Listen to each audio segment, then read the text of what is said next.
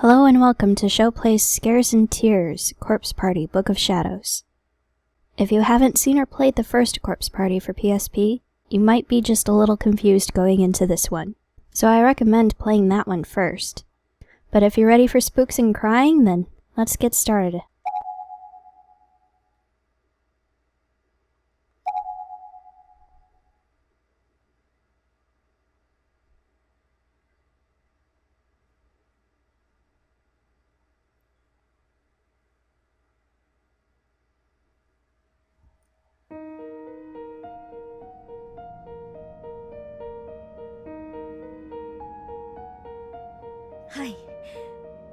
Yes, that's right.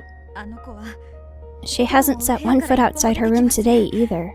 And she's still talking about that friend of hers. I keep telling her there's no such person. And when I do, she gives me such a stare. I've never seen her look at me that way before. Never.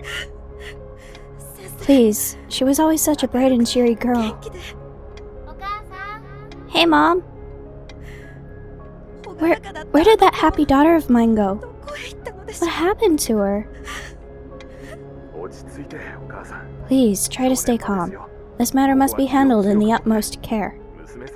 Remember, your daughter has it even rougher than you. You mustn't think of her as a lost cause or she'll never get the help she needs. Rest assured, I'll do everything in my power to assist you. Let's work together to bring that happy little girl of yours back. Yes. Yes, you're right, thank you. I feel better just hearing you say that. I think I'm going to check on her. Alright, be careful though. Try not to say anything that might upset her.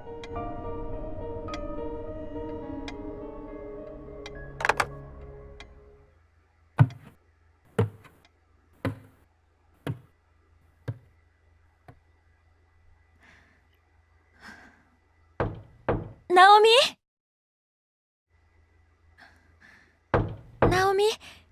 Have you gone to bed already? It's your mom. I'm coming in.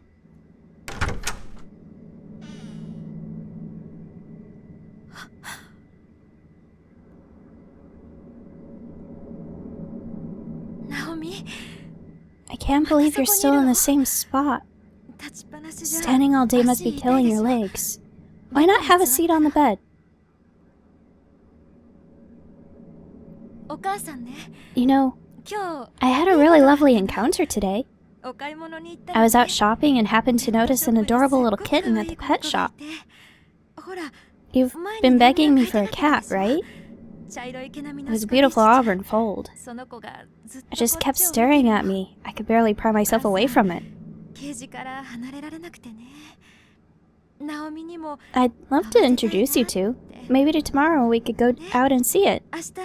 Your teacher said it was okay for you to skip school if you want. So why not ditch class and do some shopping with your mom, Doesn't that sound nice? Come on, Naomi. Why are you just standing there? Is someone with you? Naomi, please, listen very closely to me. And don't get mad. I just want to ask about your friend. I want to know more about her.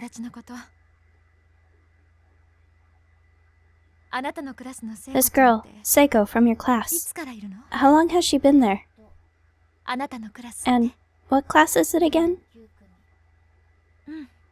Yes, that's right. You've always said it's a wonderful homeroom, where everybody gets along beautifully. But the thing is,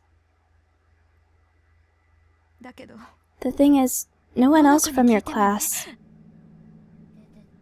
Get out. You don't believe a word I'm saying, so just get the hell out of my room. Why did you even come up here? Why pretend you care when you don't even know me? You think I'm crazy, don't you?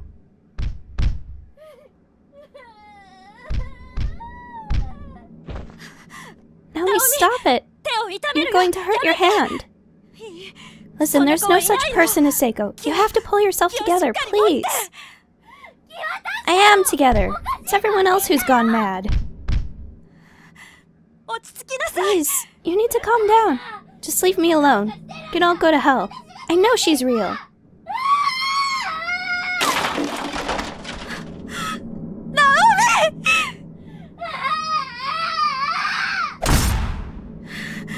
Naomi, please, I'm begging you, just calm down, please. Let go of me, let go of me. It's alright, Naomi, it's medicine. It'll help you relax. No.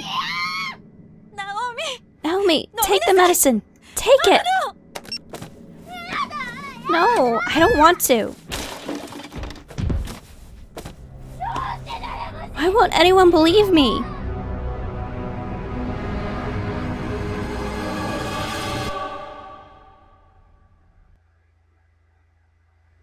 And so begins our hell.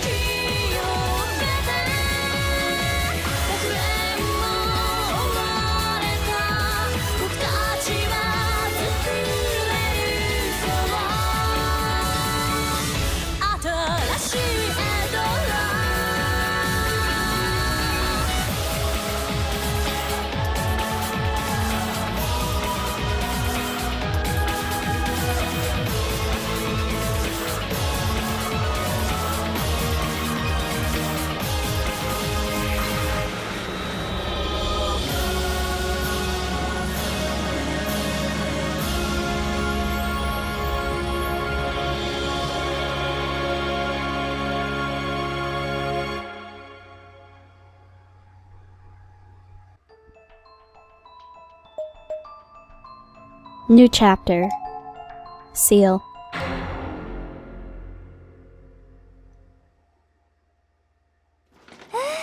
Ah, what lovely weather. I wonder how Ayumi's faring at school today. I hope she's enjoying herself. The spirits seem unusually active again, though. And there's that old sense of unease, too. The same one Ayumi and I have been feeling all our lives, but stronger than ever. I don't like it one bit. I can sense its presence. It's gotten very, very close. But that's preposterous, right? I'm probably just imagining things. Maybe it would be best if I talked to her about it. I only hope nothing bad happens.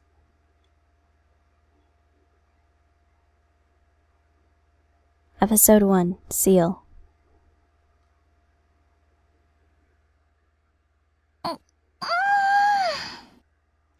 I threw down my bag, collapsed onto the bed, and stared up at the ceiling. These were my familiars, the familiar lighting, the familiar patterns I knew so well, and that familiar stain in the corner. I remember when my dad made that stain. It was my 5th birthday, and he'd just opened a can of soda I'd been shaking. Staring up at the ceiling was something I'd done a million times before, but today it felt strange, like I'd just come from doing the exact same thing. And I'm not talking the general act of lying in bed and looking up, but a more specific sense that I'd experienced a singular moment in time once before. I believe the term you're looking for is déjà vu. Supposedly, déjà vu signifies that a new destiny has just been born within you. So congratulations, Nakashima. You may be a whole new person now.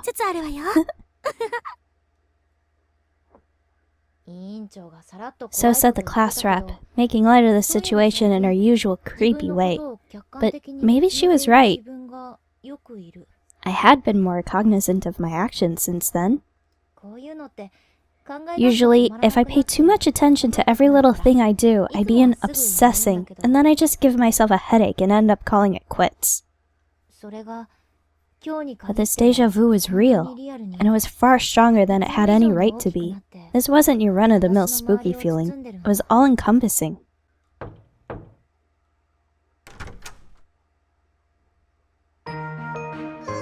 Seiko! No matter where you go in this house, it all smells just like you, Naomi. Is this heaven?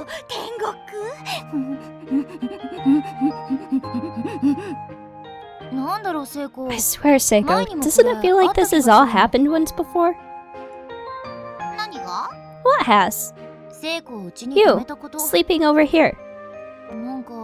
And then the next day, we were both like, hey, let's go clothes shopping. Don't you remember? Ah, surely you jest. Long have I sought to capture and infiltrate the walls of this holy temple, but today marks my first successful conquest. Yeah, I guess. That isn't the sort of thing I'd half forget quite so easily. Must just be my imagination. Finally, our flag has been planted, Seiko and Naomi together at last. You bet. This is going to be lots of fun. But what's all this about a flag? Oh, I think you know. And so began my first ever slumber party with Seiko. The moment 5th period ended that day, we tore it right out of school and loaded up on all the junk food and drinks we could carry. Seiko and I had been friends forever, but neither of us had stayed at the other's house before, so we were both pretty excited. This was going to be fun. Naomi, do you mind if I make a quick call home? The kids know where I'll be, but I should still check in since I didn't have a chance to swing by. Sure, go ahead. Do you need to use the landline? No, my cell phone will be just fine. I just worry about poor little you know? He'd be sad if I didn't at least call. No problem. You do your thing and I'll take a quick bathroom break.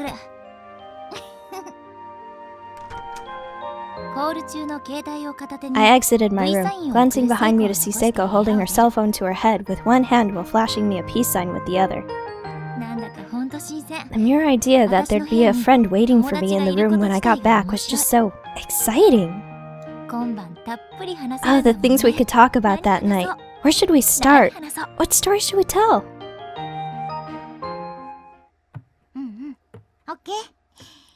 Looks like Dad's going to be late coming home tomorrow, Yu, so I'll head your way after the festival cleanup and all the goodbyes. Then we can get ready for Dad's special surprise together, okay? Yep. Give all my love to the others and make sure you all tuck in tight tonight so you don't catch colds. Take care, Yu. Are you holding up okay? Sure are, which means I've got nothing to worry about. I can enjoy my time with you to the fullest.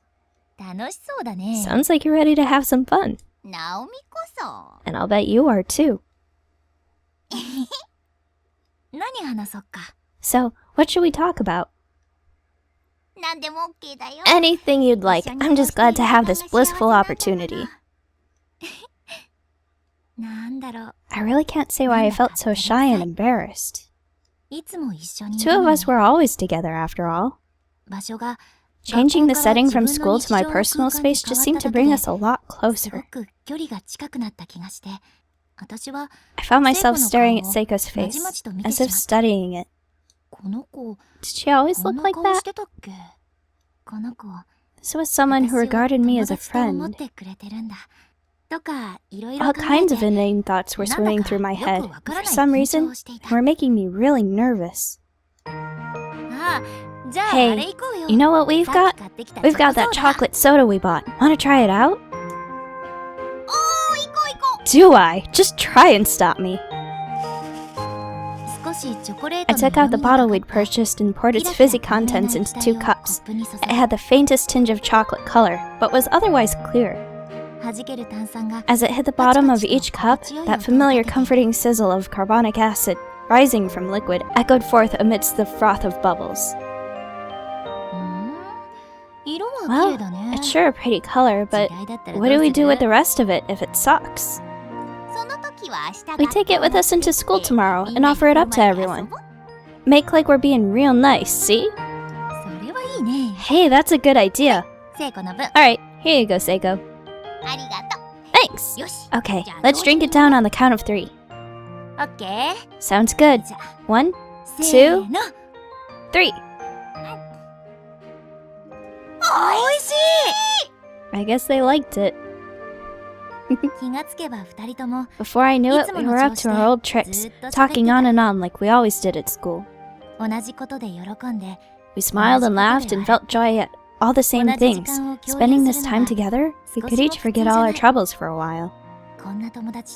This was the kind of friend that comes along only once in a lifetime.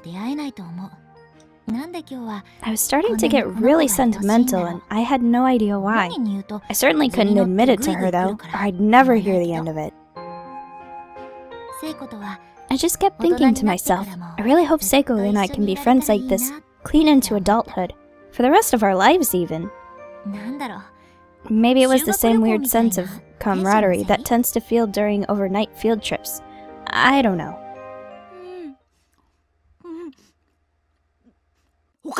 Miss Nakashima, this food is stupendous. Come on, Naomi, say ah.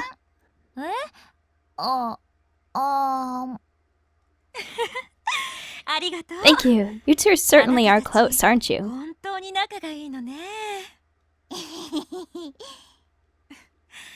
I've heard so much about you, Shinohara, that I felt I simply had to meet you one of these days.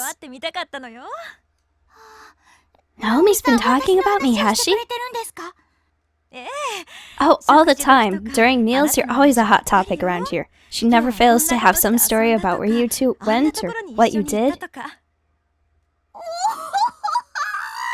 So I've been accepted by the family then. My tears of joy overflow at the prospect. I must be as red as a beet right now. Oh, and it's not just you.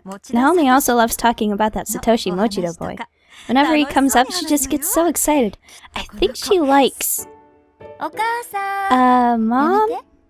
Ixnay on the Atoshi say gay? Sorry, dear. Don't worry. I know all about her feelings toward her beloved Mochida. Naomi may seem like a strong girl, but she's really quite a shy one. Seiko, stop! Just stop! Well, you're certainly well informed. What say you and I have a girls' night out sometime? I'll treat you to something good, and in return, you tell me everything you know about Naomi from school. It would be an honor and a privilege, Mrs. Nakashima. Hey, come on now. Well then, you two have gotten sufficiently stuffed? I've drawn a bath, so you should head in while the water's still warm. I assume you'll be okay going in together since you're both girls, no? Heck yeah, my flag is firmly planted now. The day is totally won. Huh? What are you talking about? Are you really going to bathe together? And seriously, what's all this flag business about? Never mind that. Just come on, Mrs. Nakashima. We're going to borrow your bathroom. Roger that. Make sure you two get nice and warm. Seiko and I removed the lapels from our school uniforms on the way to the bathroom dressing area. I still felt a little uncomfortable, so I suggested we bathe separately after all. But Seiko just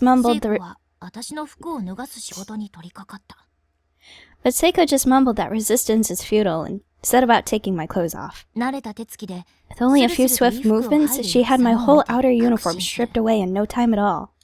She was a bona fide pro, a real expert at taking people's clothes off, disturbingly well practiced. Hot! What? No kidding, the hot water at your house doesn't mess around. Yeah, Mom likes to run the world's hottest baths. I keep telling her that when you're soaking, lower temperatures are better, but she never listens. Oh. What's this? Is your body feeling chilled? Well then, take this! Going to catch a cold if you're not careful. You've got to be quicker at taking off your clothes, Naomi. Come on, don't be shy. Here, look this way. Seiko had such a dumb, self-satisfied expression on her face as she scooped up water in the basin and dumped it over our heads. I think you're unshy enough for the both of us. I mean, you're the one who tore off all my clothes like they were paper. Well, I do bathe my little brothers every day, so I've gotten pretty good at speed stripping other people. Okay. That makes sense, actually. Anyway, you need to loosen up. Let's take this opportunity to deepen our friendship. Yes. You've thoroughly broken me out of my shell. Now, how about I watch your back? Have a seat.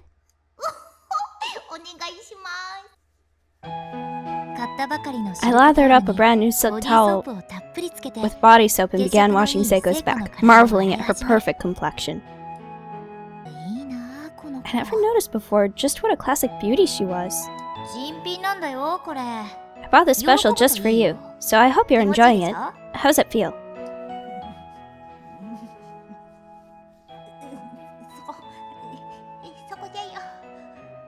I think she's okay with it.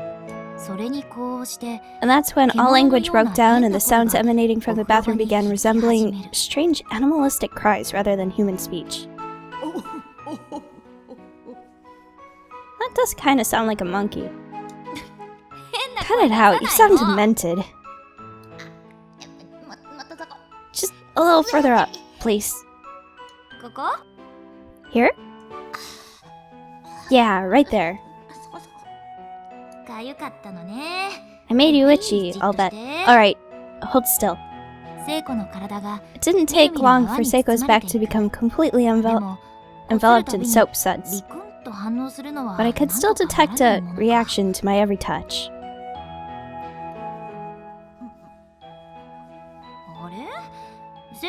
Don't tell me you're ticklish.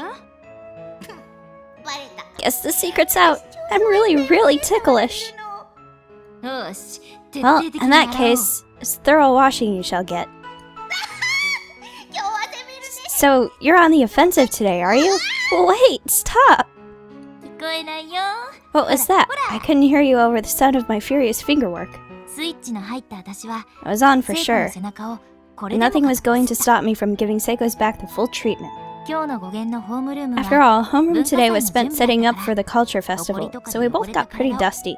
A nice scrubbing is exactly what we both needed. Stop squirming. Hold still.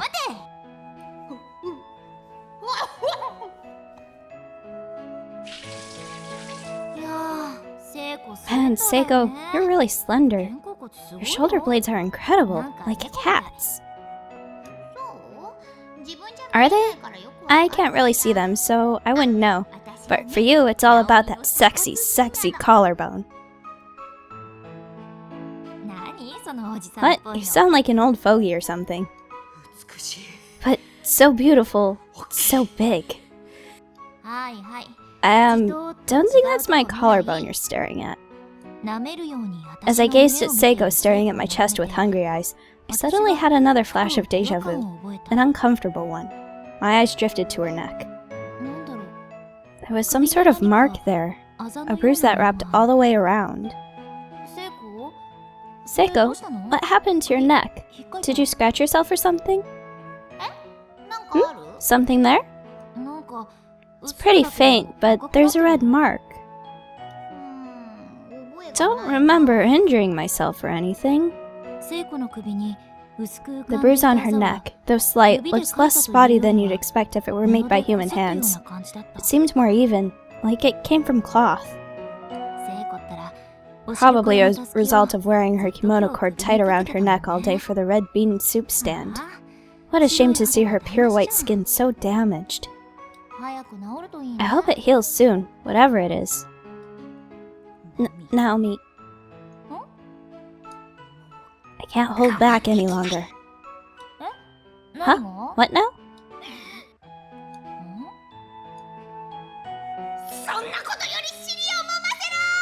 Seiko, come on!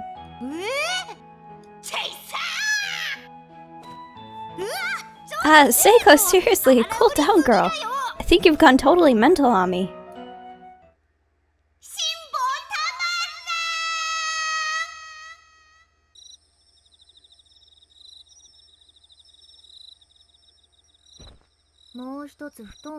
You know, we do have a spare futon. Don't worry, I'm fine right where I am. 2 people sharing a single bed would make for a warm night, but if either of us rolled over, the other was going to wind up clean on the floor. I offered the bed to her, and was perfectly willing to spend the night on a rollout futon, but she wouldn't have it. Well, as long as you don't feel too crowded, I guess this is fine. It's all warm and cozy, I love it. If only I could kiss you like this, I'd die a happy woman. With that, she puckered her lips into a shape resembling the number 3, and looked at me expectantly. What had gotten into her? No, we'd better not. Happy woman or no, I'd hate to see you die. Aww.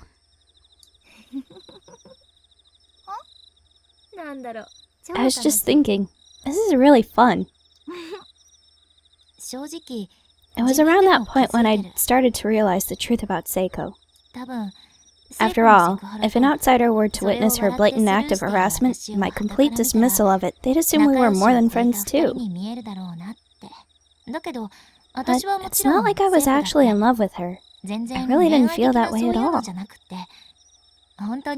I just thought of her as a very dear friend, and figured the closeness we had was pretty normal. It seemed natural, in fact, that her behavior would lead to a third-party misunderstanding every now and again, and I just have to set the record straight. But honestly, even when situations like that arose, they were pretty fun in their own strange, silly sort of way. You know, this is the first time I've ever had a friend over. This is my first sleepover, too. Sure beats lying in bed alone, I'll tell you that.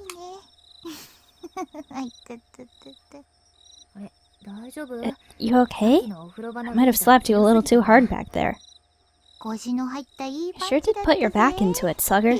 But don't worry, I'm just fine. Seiko was rubbing her face slightly where I struck her, but smiling from cheek to cheek. Sorry again. Hey, how about I come stay over at your place next time? What do you say? I say yes, yes! That way I can introduce you to the little ones. You are absolutely welcome anytime. Thanks!